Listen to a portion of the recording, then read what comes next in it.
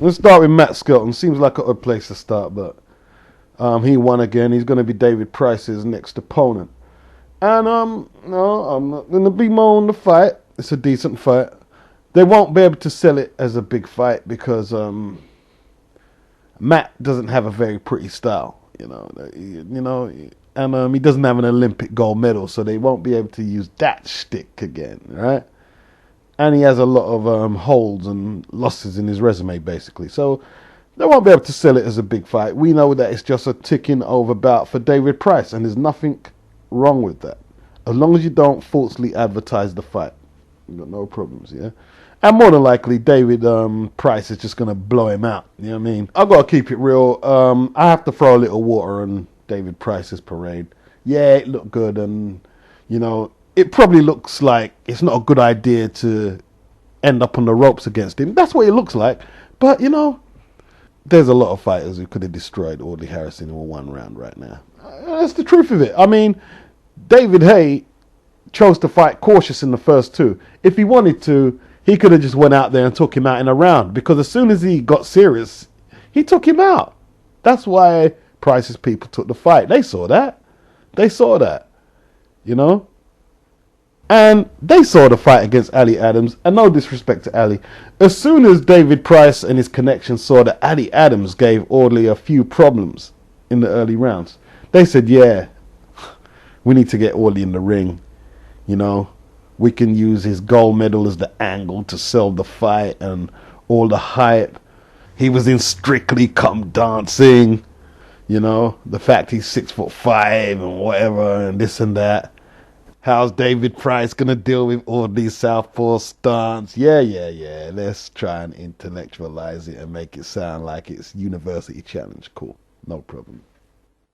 And he's a good talker. As we say in London, he's a bit of a blagger. You know what I mean? And, they ran with it. And to be honest, to all you Box Nation subscribers, you want to buy your shit, then it's up to you. It's free market. People can sell what they want. And if you want to buy it, you buy it. Free enterprise. You know what I mean? Well done, Box Nation. You've been hit by a smooth criminal. Matt Skelton, yeah, he's probably going to get blown away. But, see, the thing is, Matt is not a pretty boxer. He's not very pretty. But he's a bit more clever than what he lets on at slipping punches and stuff. Yeah? I remember at the time in the rematch against Danny Williams, and everybody thought he was just going to brawl with Williams and see. No, he boxed. He boxed and he outboxed Danny, and he shocked everybody. If he can get inside Price's arms, he might be able to maul with him, and I don't know. I don't think he's got the punch power or variety to make it count. But if he can get inside, he might at least test. Oh man, Box Nation have got me doing it. What the fuck? He ain't got a fucking chance. Right? He ain't got a chance.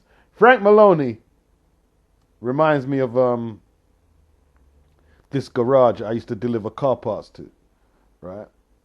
So my ex-girlfriend wanted to buy a car from there.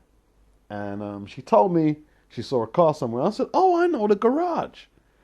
So when she went to purchase it, she asked me to come with her. And she saw the guy beforehand, but she just didn't go in blindly and buy the car. When the guy saw me come with her to the garage, he was like, oh, man. Because, he knew he couldn't start using his magic jargon, because a lot of mechanics, and I've seen it, they take advantage of women and people who don't know the fuck they're doing, yeah? And I don't really know a lot about mechanical shit, but, I know a few fundamentals, you get what I'm saying? You know what I mean? And you could see the disappointment on his face. Because, my girl fessed up. She said, look, I don't know nothing about buying a car. You know what I mean? That's what she told me. What the fuck do I know? And when I saw the car, I could see her train of thought. It looked pretty. It was a girlyish car. It was a Fiat. You know what I mean? And that's what she saw. You know what I mean? That's how she saw. You know what I'm saying? Worked out a nice price and bought the car. You know what I mean? And even when I left, I could just see, I could feel his eyes in the back of my head. You know what I mean? But, you know what I'm saying? Frank Maloney has really got the car salesman stroke boxing promoter. You know what I mean? He's got that image locked down to me. You know what I mean? Like when he was saying that, oh man, all these are hard negotiator. You know what I mean? Oh gosh, don't like negotiate. Get lost. Get lost. Audley would have took any crumbs you threw on the table for him because his name was mud after the David Haye fight. His name has been mud way before the David Haye fight. Yeah? He would have took any crumbs you put on the table. So don't try and make out like, you know, they're trying to give this fight an air, you know what I mean? Like, it was really important. We had to do this and that to secure Audley. Get lost. I don't believe that. I don't believe that, you know?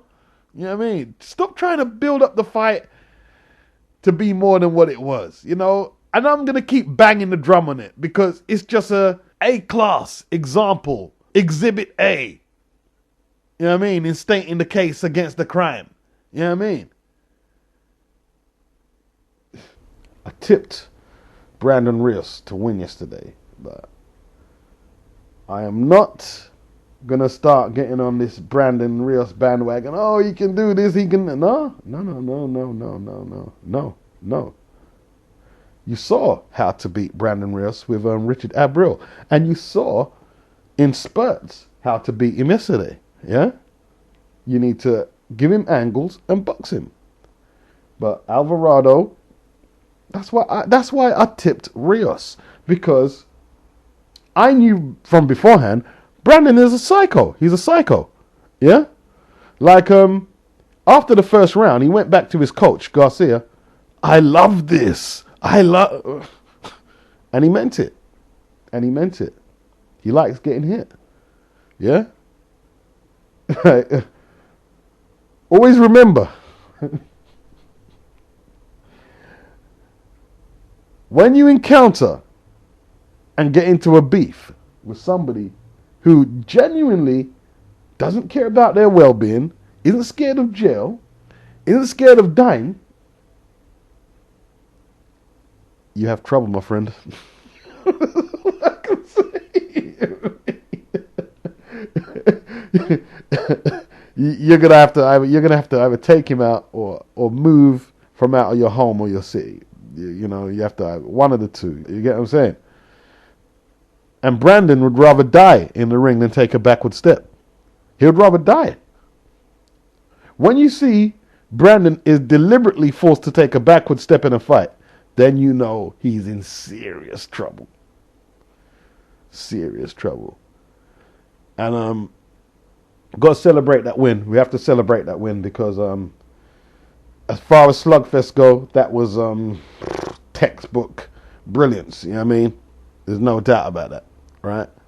And I don't want to throw water on Brandon, but because I tipped him to KO Alvarado, I tipped him because I knew once that guy had ambitions to bang it out with him, that you was in trouble. I knew that from beforehand. You was in trouble. Just wasn't a good idea. Just was never was a good idea.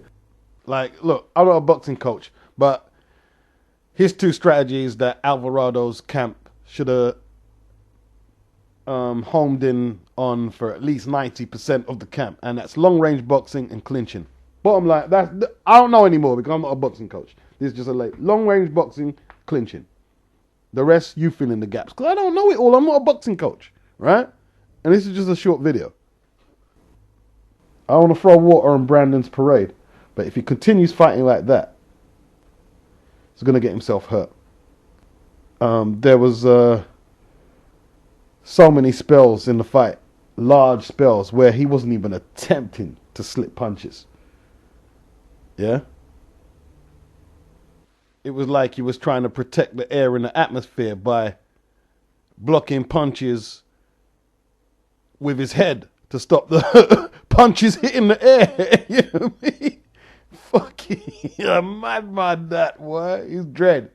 And the thing is, he took so many punches, good punches, and when he finished the fight, he was still strong as an ox. Like, he didn't weaken. So it looks good now. It looks good now. But I've seen it over the past. I've seen fighters like him. Like, you think, damn, he's indestructible. But man, there's going to be one day where that fighting style just blunts him. It would just be all of a sudden. Say, damn, what's happened to him? Yeah, just get the razor blunted all of a sudden. You know? Got to be careful with that. One Roldan was like that. The guy who fought Hagler. He just used to walk through shots. I mean, and just march you down.